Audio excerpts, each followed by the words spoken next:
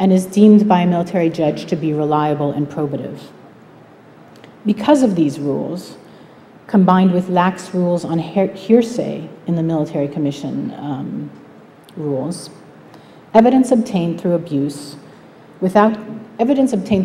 may be allowed at trial without giving the defendant any opportunity to confront either his accuser or the interrogator that obtained this evidence.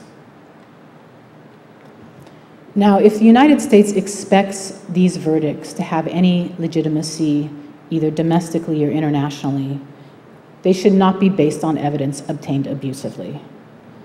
Nor should anyone be put behind bars for life or even potentially face the death penalty, because I'd emphasize that the military commissions allow the death penalty on the basis of affidavit summaries of interrogation statements that the defendant faces without the opportunity to confront the person who made those statements. For these reasons, and others that we could go into, human rights and civil liberties groups have been extremely critical of the military commission's process. Yet it's not only the usual suspects that have been critical of the process. Even Colonel Morris Davis, who is the former chief prosecutor for the military commissions, has recently added his voice to the growing chorus of critics. In explaining his decision to resign his position in October 2007, Colonel Davis said bluntly, I quote, "I concluded that full, fair, and open trials were not possible under the current system." This is the prosecutor speaking. Davis suggested that he was told acquittals were simply not an option, and he was pressured to bring cases before they were ready, and he was instructed not to second-guess the use of evidence obtained through abusive interrogation methods. So what is the alternative? Well, I believe that America's traditional institutions of justice, namely the civilian federal courts, both can and should be used to deal with those who have committed, planned, or conspired to commit acts of terrorism.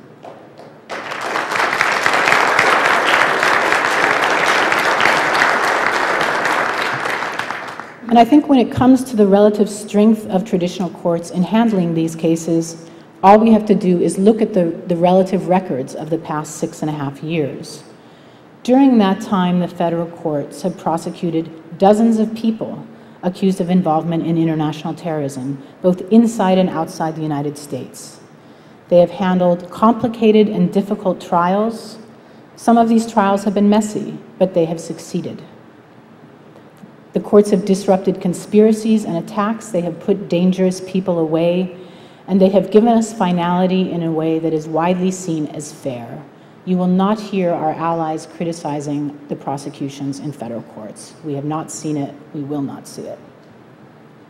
In contrast, every alternative to the traditional federal system, whether detention without charge or prosecutions before military commissions, has failed, has led to criticism, and has opened up a can of worms in terms of problems. So that leads me to the final, and I think what is probably the most difficult group of detainees who are in custody at Guantanamo, those whom the government insists are dangerous, but for whom it claims that it does not have evidence that would hold up in a court of law. To deal, and yes, I think that raises the question of why do they believe they're so dangerous if they have no evidence? But unfortunately, there are many people who believe that to deal with this category of people, the United States should pass a preventive detention law that would permit detainees to be held without charge or trial. And if you've been reading the op-ed pages of major newspapers in recent months, there's been a slew of op-eds to this effect. There have been academic articles, there have been think pieces published by the Brookings institutions and other organizations advocating that Congress pass legislation that would allow preventive detention. When I warned at the beginning of my talk that in closing Guantanamo we could create an even bigger problem, this was what I was referring to. I think it's notable that in the United States, since the founding, we have not had a system of preventive detention. We have survived crises without passing laws to allow preventive detention. That in itself, I think, should caution against creating such a new system, even to confront what is clearly a serious problem of terrorism. But certainly this is something that I think we're going to see a public debate about in the next few months and probably at the beginning of the next presidency. So the precise contours of these proposals vary quite a bit from one proposal to the next. But nearly all of them assume the use of secret, classified evidence that is never shown to the defense. This is exactly what we see at Guantanamo right now, by the way. The use of classified evidence that the detainee does not see, of course, would make it impossible for the detainee to meaningfully challenge this evidence and would allow statements obtained through coercion and other abuse to be used. Again, just as we see at Guantanamo right now.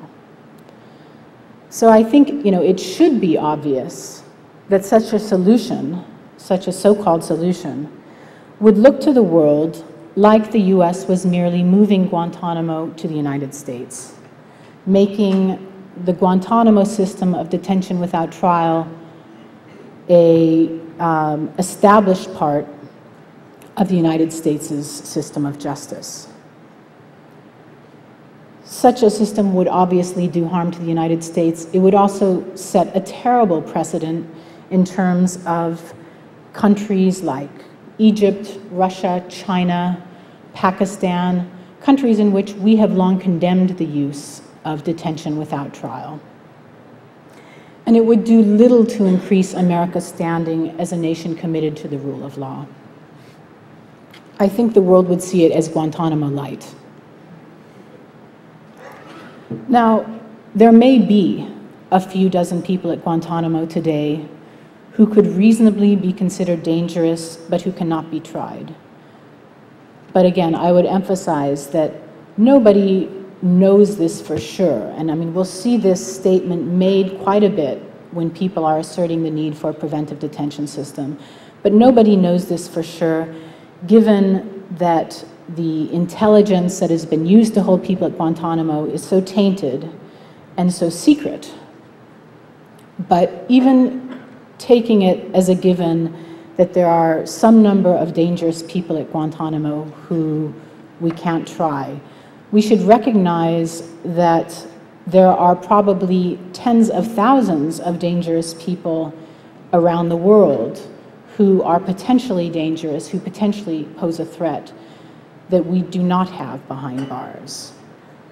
After all, there are many thousands of young men who went to Afghanistan before September 11th, who were committed to supporting the Taliban, who stayed in the same camps and developed the same associations as those dozens of people at Guantanamo now.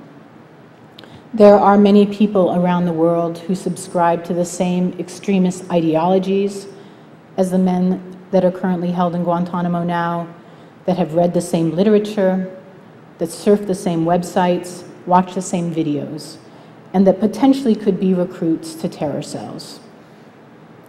I think if the United States swept through cities like Kandahar, Afghanistan, or Karachi, Pakistan tomorrow, and detained and interrogated 1,000 young men at random, they could probably find at least a few dozen who would fit the profile of the people they're talking about, the few dozen dangerous but unprosecutable people at Guantanamo.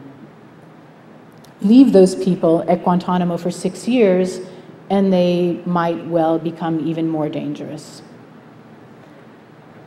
But with this sort of global reality in mind, I think we need to think hard about whether incapacitating a few dozen potentially dangerous men at Guantanamo out of the thousands of such people in the world at large is likely to weaken al-Qaeda.